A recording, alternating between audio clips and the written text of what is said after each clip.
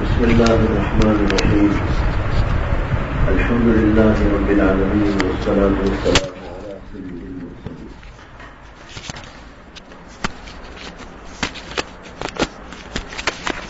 دو ہفتوں سے ایک موضوع پر گفتگو چل رہی ہے اور وہ یہ ہے کہ ہم اپنے اعمال کو، اپنی خدمات کو اور اپنی عبادات کو مقبول کس طرح بنائیں. اسے کہ ایک تو ہے عمل کا کرنا، خدمت کا انجام دینا، عبادت کا کر لینا، اور ایک ہے اللہ کے نزدیک اس کا مقبول ہو جانا. ہم اپنی طرف سے ایک کام کر لیں تو کوئی ضروری نہیں کہ وہ کام اللہ کے ہاں مقبول بھی ہو جائے. اللہ کے ہاں مقبولیت یہی دراصل اصل ہے. اگر یہ نہ ہو تو پھر اعمال، عبادات، خدمات یہ سب کی سب چیزیں بیکار دھری رہ جائیں. اس سلسلے میں بات آپ حضرات کے سامنے یہ رکھی گئی تھی کہ اپنے اعمال اور عبادات کو مقبول بنانے کے لیے 3 چیزوں کی ضرورت ہے. پہلی بات بتائی گئی تھی اخلاص،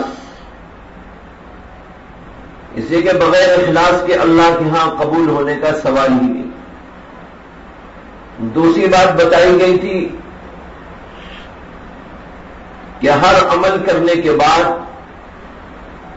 ہر عبادت کو انجام دینے کے بعد اپنے اندر عاجزی، تواضع، انکساری ہونی چاہیے، یہ سمجھ کر کہ یہ سب کچھ اللہ کی توفیق سے ہوا. جو کچھ ہوا میرا کوئی کمال نہیں. اگر آدمی یہ سمجھتا ہے کہ میرا کمال ہے، میں نے عبادت کی ہے، میں نے کام انجام دیا ہے، میری طرف سے ہو گیا ہے، تو پھر بھی جو ہے یہ عبادت بیکار اور اللہ کے ہاں نامقبول ہو جاتی ہے. اس لیے تواضع، انکساری چاہیے اور یہ سوچ لینا چاہیے کہ جو کچھ ہوا میرا کمال نہیں بلکہ میرے مالک کا کمال ہے. میری عبادت ہو، میری ریاضت ہو، میرا مجاہدہ ہو، میری تہجد ہو، میرا ذکر ہو، یہ سب کچھ اللہ کی توفیق سے ہوا. جو کچھ ہوا اگر اللہ کی توفیق شامل حال نہ ہوتی تو میری کیا مجال تھی کہ میں کر لیتا. وہ قصہ یاد کیجئے جس کو میں نے اپنے ہاں کل مدرسے میں بھی سنایا تھا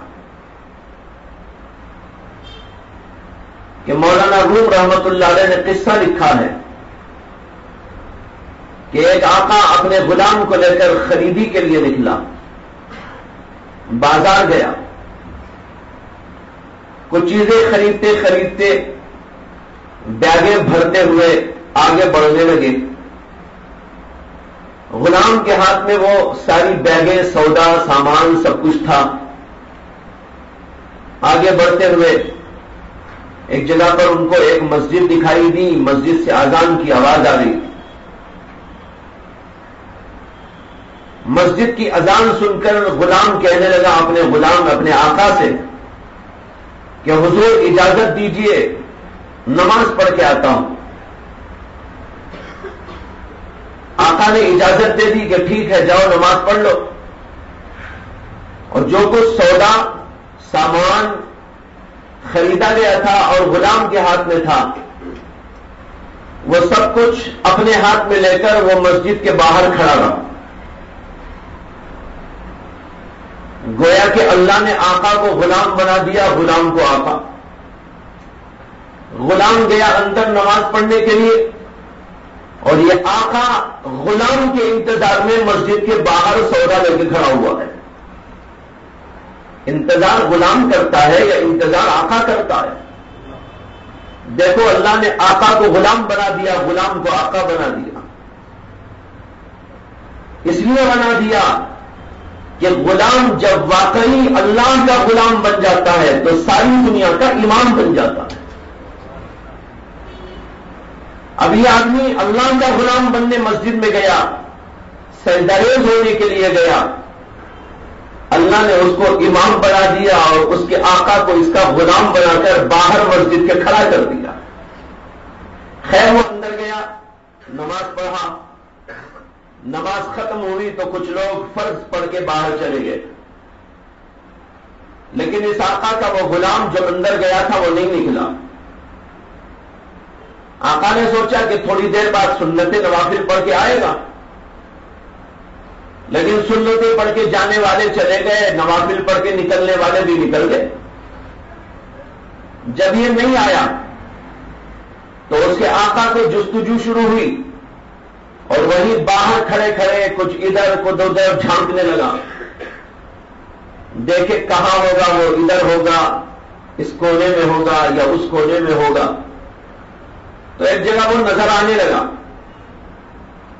باہر کھڑے ہوئے انتظار کرتا رہا. دیکھتا ہے کہ وہ غلام نماز پر نماز پڑھے جا رہا ہے. جب اس نے سلام پھیرا تو اس نے آواز دی اور کہا کہ بھائی آتا کیوں نہیں؟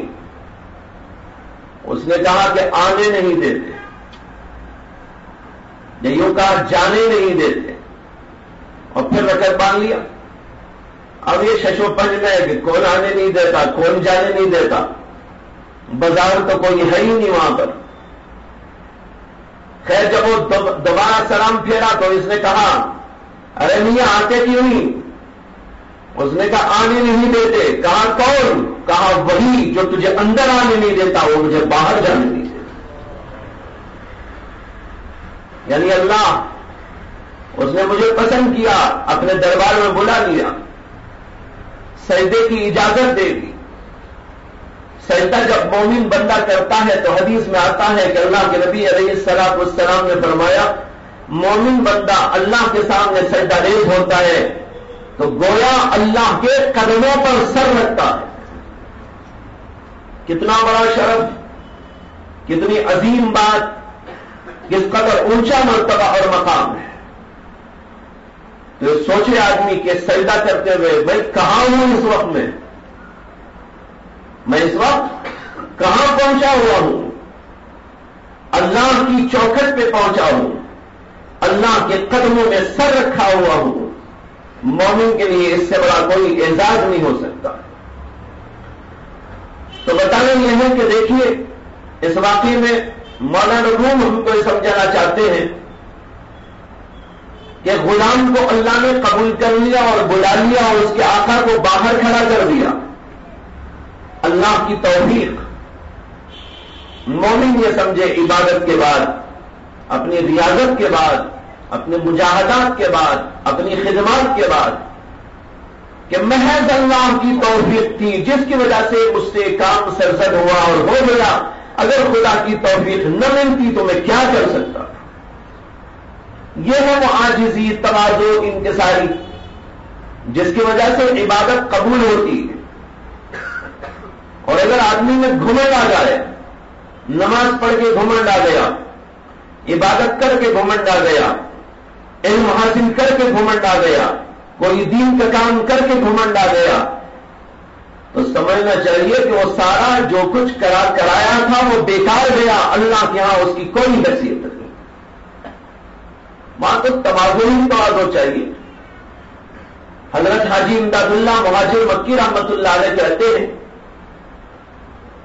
ان کا یہ جملہ حضرت شیخ الحدیث مولانا زکریا صاحب کانلوی نور اللہ مرکزہ نے متعدد اپنی کتابوں میں نقل کیا ہے کہ حضرت حاجی امداد اللہ مہاجر مکی رحمت اللہ علیہ فرماتے تھے میں اللہ کا قرب پانے کے لیے, اللہ کے قریب ہونے کے لیے مختلف راستوں کو آزماتا گیا. عبادت کے راستے سے آزمایا, ذکر کے راستے سے آزمایا, خدمت کے راستے سے آزمایا, مجاہدات کے راستے سے آزمایا, لیکن اللہ کا دروازہ کسی بھی طریقے پر نہیں کھلا. ایک راستے سے جب میں نے کوشش کی تو اللہ کا راستہ کھل گیا, وہ تواضع کا راستہ ہے. ایک آدمی مجاہدات کر رہا ہے لیکن تواضع کے بغیر، عبادت کر رہا ہے لیکن تواضع کے بغیر، ذکر کر رہا ہے تواضع کے بغیر، تہجد پڑھ رہا ہے، کبھی ناغہ نہیں کرتا لیکن تواضع کے بغیر، ان راستوں سے اللہ کا راستہ نہیں کھلتا۔ کب کھلتا ہے؟ جب آدمی تواضع کے ساتھ میں جاتا ہے۔ حضرت مولانا قاسم صاحب محتمم دارالعلوم دیوبند، بانی دارالعلوم دیوبند رحمہ اللہ، انہوں نے ایک بڑی اچھی بات فرمائی۔ انہوں نے فرمایا کہ ہر جگہ پر اس بات کی زیادہ قدر ہوتی ہے جہاں وہ چیز موجود نہ ہو۔ جہاں پہلے سے کوئی چیز موجود ہوتی ہے، آپ بھی وہی چیز لے کے وہاں پہنچے تو اس کی زیادہ قدر نہیں ہوتی۔ کپڑے والے کو آپ نے کپڑے دے دیے، کیا قدر؟ تحفے میں آپ نے ٹوپی والے کو ٹوپی دے دی، تحفے میں آپ نے گوشت والے کو گوشت پیش کر دیا، اس کے ہاں تو گوشت کا ڈھیر لگا ہوا ہے، آپ نے 1 کلو گوشت اس کے لیے تحفہ پیش کر دیا۔ اسی طرح کہ کوئی کپڑے والا ہے، کپڑے والے کے پاس تھان کے تھان موجود ہیں، آپ نے اسے 1 اور 2.5 میٹر کا کپڑا پیش کر دیا۔ ارے کیا قدر ہوگی اس کے پاس؟ دیجیے ان کو وہ چیز جو ان کے پاس موجود نہیں۔ حضرت مولانا قاسم صاحب نانوتوی رحمۃ اللہ علیہ فرماتے ہیں اللہ کے دربار میں کس چیز کی کمی ہے؟ کسی چیز کی کمی ہے کہ آپ اس کو پوری کرنے لے جائیں؟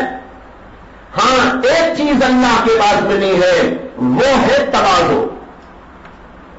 اسے کہ اللہ تو بڑائی والا ہے، اللہ تو بڑی جلالت والا ہے، اللہ تو بڑی شانوں والا ہے، اللہ تو عظمتوں والا ہے، اللہ تبارک و تعالیٰ تو کبریائی والا ہے۔ اسی لیے حدیث میں آتا ہے کہ اللہ کے نبی علیہ السلام نے فرمایا کہ اللہ فرماتا ہے الکبریاء ردائی،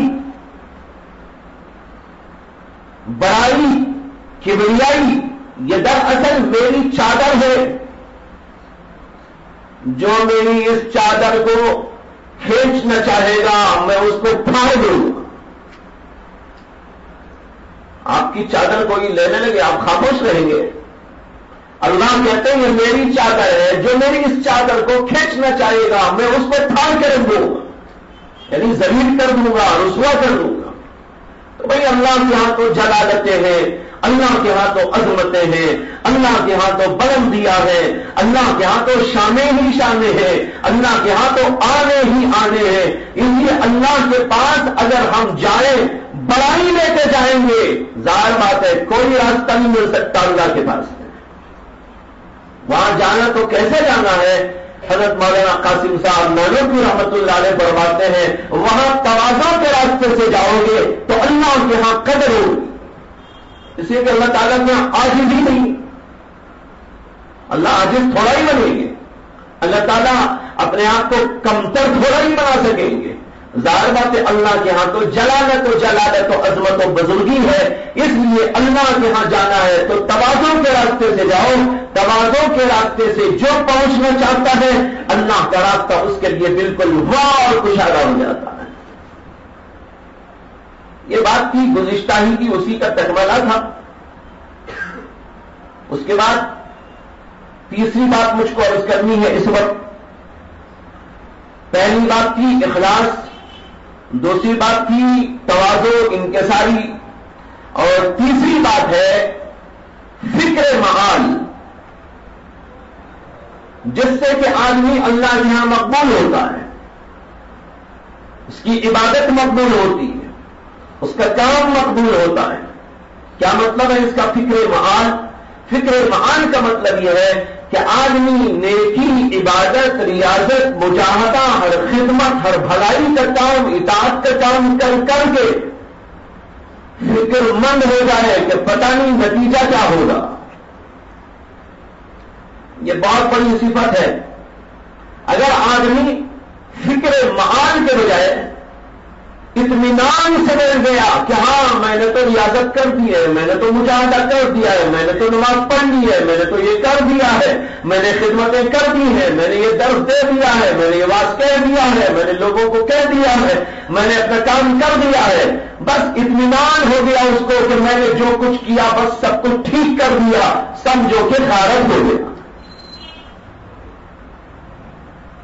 سمجھو کہ غارت ہو گیا، فکر معان چاہیے کیا نتیجہ ہو گیا، کیا اس کا اللہ کے ہاں درجہ ہوگا، اس کا کیا مقام ہوگا، قبول ہوگی عبادت یا نہ ہوگی، اللہ کے ہاں اسے کوئی مقام ملے گا کہ نہ ملے گا، اس فکر کے اندر آدمی کو مبتلا رہنا بھی ضروری ہے، اسی سے اللہ کے ہاں بندہ مقبول بنتا ہے۔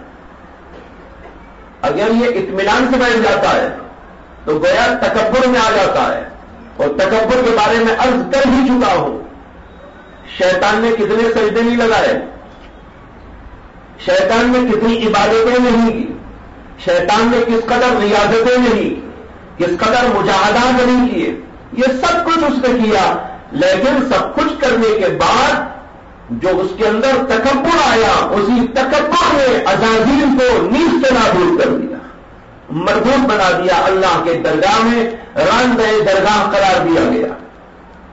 تو معلوم ہوا کہ یہ نہیں ہونا چاہیے، ہونا چاہیے کہ پتہ نہیں کیا ہوگا، نتیجے پر آدمی ہر وقت فکر مند رہا کرے، اس کو میں نے کہا فکر معال، یعنی آئندہ کے حالات اور آئندہ مستقبل کی زندگی کے سلسلے میں فکر مند رہے، میری عبادت، ریاضت، میرا مجاہدہ، میرا کام اور میری خدمت یہ اللہ کے یہاں قبول ہوگی کہ نہ ہوگی، کیا ہوگا، کیا نتیجہ ہوگا، اطمینان سے ہرگز نہیں بیٹھنا چاہیے۔ حدیث میں آتا ہے، حضرت عائشہ صدیقہ رضی اللہ عنہا کہتی ہے، میں نے نبی اکرم صلی اللہ علیہ وسلم سے سوال کیا کہ قرآن پاک میں ایک آیت ہے، والذین یؤتون ما آتوا وقلوبهم وجلۃ، وہ لوگ جن کو اللہ کی طرف سے دیا گیا مال یا قوت یا علم یا کوئی صلاحیت، کچھ بھی اللہ کی طرف سے ان کو دیا گیا، والذین یؤتون ما آتوا، وہم وجیلۃ، وہ جن کو جو کچھ دیا گیا وہ سب کچھ وہ اللہ کی راہ میں خرچ کرتے ہیں، اپنا علم خرچ کرتے ہیں، اپنی طاقت خرچ کرتے ہیں، اور جو کچھ اللہ نے ان کو صلاحیتیں دی ہیں وہ خرچ کرتے ہیں، مال دیا ہے تو اس مال کو خرچ کرتے ہیں، یہ سب کچھ کرنے کے بعد کہتے ہیں وَهُمْ وَجِلَةٌ وَقُلُوبُهُمْ وَجِلَةٌ، کہ ان کے دل کانپتے رہتے ہیں۔ حضرت عائشہ صدیقہ رضی اللہ عنہ کہتی ہے، میں نے عرض کیا کہ یا رسول اللہ صلی اللہ علیہ وسلم، یہ آیت کن لوگوں کے بارے میں نازل ہوئی؟ کیا ان لوگوں کے بارے میں جو زنا کرتے ہیں، شرابیں پیتے ہیں، گناہ کرتے ہیں، اور پھر ان کے دل اللہ کے خوف سے ڈر میں مبتلا ہوتے ہیں کہ اللہ کی یہ نافرمانیاں ہم نے کر دی، اس لیے ان کے دل کانپتے ہیں، کہ ان لوگوں کا ذکر ہے؟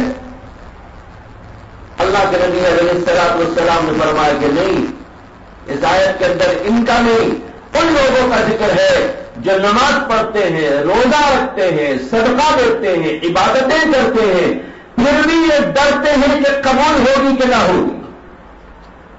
کہتے ہیں وَقُلُوبُهُمْ وَجِلَةٌ، ان کے دل کانپتے رہتے ہیں، ان کے دل ڈرتے رہتے ہیں، وہ گھبراہٹ میں مبتلا رہتے ہیں، پتہ نہیں نتیجہ کیا ہوگا، قبول ہوگی یا عبادت کہ نہ ہوگی، نماز قبول ہوگی کہ نہ ہوگی، یہ ڈر اور خوف ان کے دلوں میں ہوتا ہے۔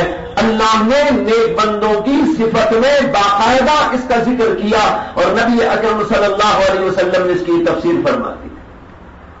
معلوم ہوا کہ مومن کو اپنی عبادات اور اپنی خدمات اور اپنے اعمال اور اپنی طاعات کے سلسلے میں آئندہ کے متعلق فکر مند رہنا چاہیے۔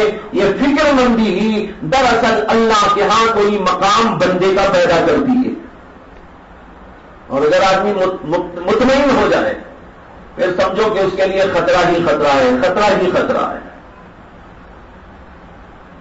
متعدد بزرگوں سے منقول ہے کہ وہ اپنے بارے میں ہر وقت فکر مند رہتے. یہاں تک کہ متعدد بزرگوں سے یہ منقول ہے کہ انہوں نے اپنے بارے میں یہ خدشہ لوگوں کے سامنے ظاہر کیا، کہیں ایسا تو نہیں کہ اللہ نے ہمارے ساتھ استدراج کا معاملہ کیا ہو، کہیں اللہ نے ہمارے ساتھ استدراج والا معاملہ کر رکھا ہو. عبادت کر رہے ہیں، ریاضت کر رہے ہیں، خدمت کر رہے ہیں اور بہت سارے کام کر رہے ہیں، لیکن اس کے ساتھ یہ خوف ہو رہا ہے کہیں ایسا تو نہیں کہ مجھ کو استدراج میں مبتلا کر دیا گیا ہے. استدراج کے معنی ڈھیل دے دینا. حضرت مولانا شاہ محمد الیاس صاحب کانگڑی نور اللہ مرتبہ بانی تبلیغی جماعت، ان کے بارے میں حضرت مولانا مفتی محمد شفیع صاحب رحمۃ اللہ علیہ فرماتے ہیں کہ میں ان سے ملاقات کے لیے گیا آخری دور میں، بیماری کے ایام چل رہے تھے. جب وہاں پر پہنچے تو ایسا حال تھا کہ وہ بات چیت نہیں کر سکتے تھے. کہتے ہیں کہ اجازت لینا چاہا تو لوگوں نے بتایا کہ طبیعت بہت خراب ہے، اس لیے اس وقت ملاقات نہیں ہو سکتی. یہ وہ دور تھا کہ حضرت مولانا مفتی محمد شفیع صاحب نور اللہ مرکز دارالعلوم دیوبند میں مفتی اعظم کے عہدے پر تھے. ان سے کہا گیا کہ ایسی صورتحال ہے کہ اس وقت ملاقات نہیں ہو سکے گی. مفتی صاحب کہتے ہیں کہ میں اس لیے لوٹ گیا کہ بزرگوں کو تکلیف دینا مناسب نہیں.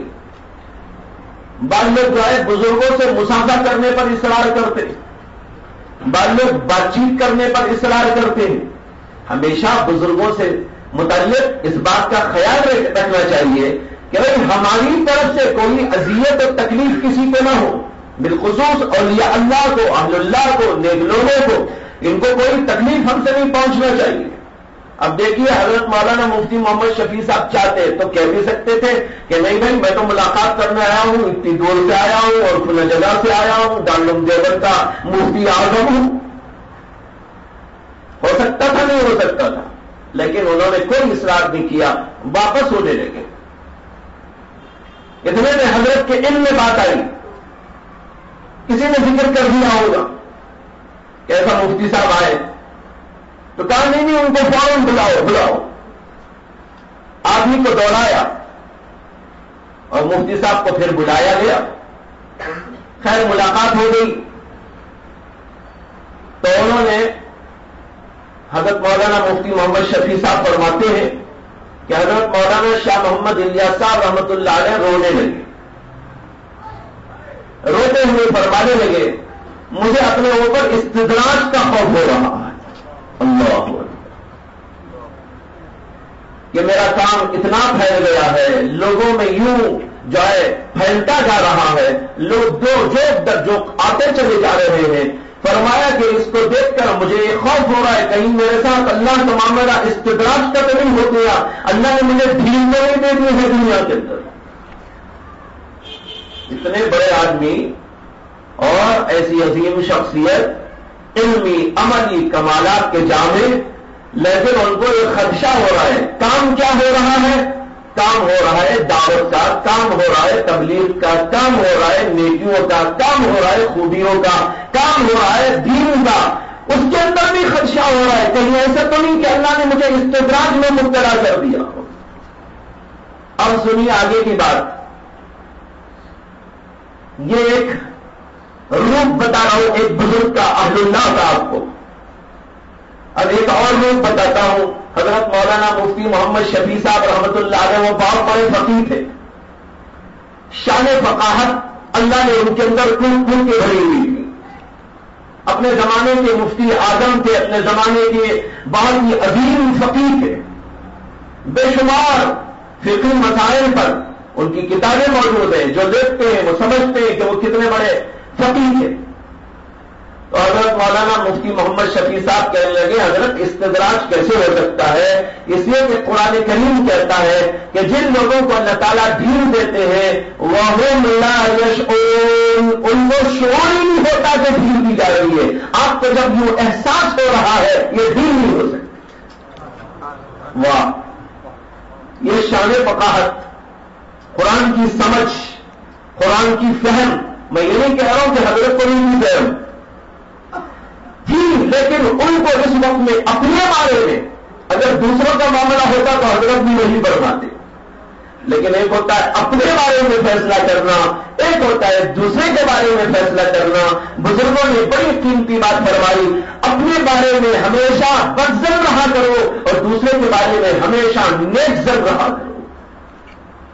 اپنے بارے میں تو نہیں کرو پتہ نہیں کیا ہوگا کیا ہوگا کیا ہوگا، دوسرے پہ کہو تو بھائی نہیں ماشاء اللہ سبحان اللہ. اپنے بارے میں ہمیشہ آدمی کو فکر مند بھی ہونا چاہیے، بدظن بھی رہنا چاہیے. اپنے بارے میں آدمی خوش فہمی میں مبتلا ہو جائے، کہنے لگے میں ایسا ہوں ویسا ہوں ڈبل پیسہ ہوں، ہم چما ڈنگر ہیں، اور دوسرے کے بارے میں جو ہے کچھ نکالتا رہے. تو بہرحال بتانے میں کہ ایک طرف اہل اللہ کی شان بتا رہا ہوں، وہ اپنے بارے میں یہ خیال کر رہے ہیں کہ اس طرح ایک کام کا پھیلاؤ، لوگوں کا اس طرف التفات کرنا، لوگوں کا اس طرف آنا اور یوں بڑھتے چلے جانا، کہیں ایسا تو نہیں کہ اللہ تعالیٰ نے میرے ساتھ استدراج کا معاملہ کر رکھا ہے. اور دوسری طرف یہ فقیہانہ شان کہ حضرت مولانا مفتی محمد شفیع صاحب کہنے لگے، قرآن کریم کہتا ہے سنستدرجہم من حیث لا یشعرون، ہم ان کو ڈھیل دیں گے اس طریقے پر کہ ان کو احساس بھی نہیں ہوگا. جن کو اللہ تعالیٰ ڈھیل دیتے ہیں دنیا میں تاکہ وہ بس غرور میں، فخر میں، تکبر میں مبتلا ہوتے رہے، ایسے لوگوں کو احساس بھی نہیں ہوتا کہ ہم اس طرح غلطی میں گناہ میں جا رہے. احساس سے بھی خالی ہو جاتے. احساس زیاں جاتا رہا، زیاں تو ہوا ہی، احساس زیاں بھی آدمی کو نہیں رہتا. جو احساس زیاں نہ ہونے کی بات ہوتی ہے وہی دراصل استدراج کی حقیقی صورت حال ہے کہ آدمی کو اپنی غلطیوں کا، اپنی برائیوں تک کا احساس نہیں ہوتا. انہوں نے کہا آپ کو جو احساس ہو رہا ہے یہ خود بتا رہا ہے استدراج نہیں ہے. کتنی عجیب فقیہانہ شان سے جواب دیا. اور اسی طرح کا واقعہ حضرت مولانا مفتی مظفر حسین صاحب سہارنپوری رحمت اللہ علیہ کے بارے میں ہے. آخری دور میں ان کے اوپر عجیب گریاں تاری رہتا تھا. یہاں بھی بہت سارے لوگ اس وقت دیکھے ہوں گے، اگر تشریف لائے تھے کیا حال تھا ان کا، ہر وقت گریاں تاری رہتا تھا. زبان کھولتے تھے رونے لگتے تھے، زبان کھلتی تھی رونا شروع ہو جاتا تھا. بیان ہو رہا ہے، بیان دو چار لفظ بولے اور رونا شروع ہو گیا. اور اسی روتے ہوئے حال میں جو ہے پورے جسم پر کب کبھی تاری ہو جاتی.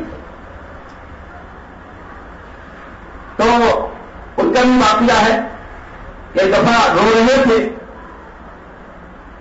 اور یہ کہہ رہے تھے کہ مجھے اپنے اوپر استدراج کا خوف ہو رہا ہے، کہیں مجھ کو دنیا میں ڈھیل نہ دے دی گئی. تو وہاں اس وقت کوئی عالم موجود تھے، انہوں نے یہی بات کہی جو مفتی محمد شفیع صاحب رحمۃ اللہ علیہ نے وہاں پر فرمائی تھی. انہوں نے کہا حضرت اللہ تو قرآن میں کہتے ہیں سنستدرجہم من حیث لا یشعرون، جو لوگ کہ ہم ان کو استدراج میں مبتلا کرتے ہیں ان کو تو اس کا شعور بھی نہیں ہوتا، بے شعور میں رہتے ہیں، بے شعور زندگی گزارتے ہیں. آپ کو جب احساس ہو رہا ہے، شعور ہو رہا ہے تو سمجھیے تو وہ نہیں. جب کسی عالم نے یہ بات ان سے کہی تو یوں فرمایا ہاں بھائی تمہاری بات سے تھوڑی سی تسلی ہو رہی، دل میں تھوڑی تسلی ہو رہی ہے. تو میں بتانا چاہتا تھا آدمی کو اس طرح اپنے معال کی فکر میں رہنا یہ بھی اپنی مقبولیت کے لیے ایک طریقہ ہے کہ اللہ کے یہاں آدمی مقبول ہو سکتا ہے، ورنہ مردود ہونے کا شدید ترین خطرہ ہے. لہذا ڈرتا رہے، گھبراتا رہے، پریشان ہوتا رہے، پتہ نہیں کیا ہوگا کیا نہ ہوگا. حدیثوں میں اسی لیے حضرات صحابہ کے بارے میں آتا ہے. ایک صحابی نام اس وقت بھول رہا ہوں، مشکل شریف کے اندر روایت موجود ہے، بڑے صحابہ میں سے تھے.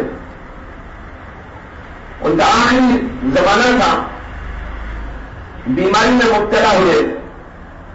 کچھ لوگ ان کی خدمت میں ایمانداری کے لیے پہنچے، مزاج پرسی کے لیے پہنچے، تو وہ رونے لگے۔ تو پوچھنے والوں نے ان سے پوچھا